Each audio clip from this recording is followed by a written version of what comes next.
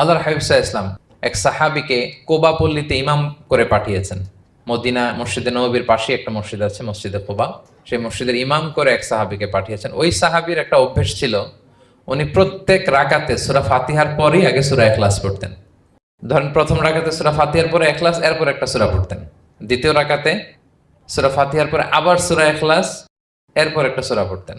ধরেন যে জুমার নামাজ 2 রাকাত, উনি ফাতিহার পরে প্রথমে কোন সূরাটা পড়ে নিতেন, এরপরে অন্য যে কোনো একটা সূরা। দ্বিতীয় রাকাতে সূরা ফাতিহার পরে কোন সূরাটা প্রথমে পড়ে নিতেন, ইখলাসের। এইটাই ওনার স্বভাব। প্রত্যেক নামাজে যদি কোনো ইমাম সাহেব শুধু সূরা ইখলাস পড়ে, একটু খারাপ লাগবে না আমাদের?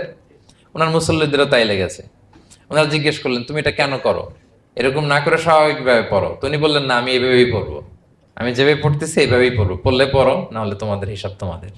তো তারা যে রাসূল সাল্লাল্লাহু আলাইহি ওয়াসাল্লামের কাছে বিচার দিল যে, ইয়া রাসূলুল্লাহ, দেখেন, একজন ইমাম আপনি আমাদের জন্য নির্ধারণ করেছেন, উনি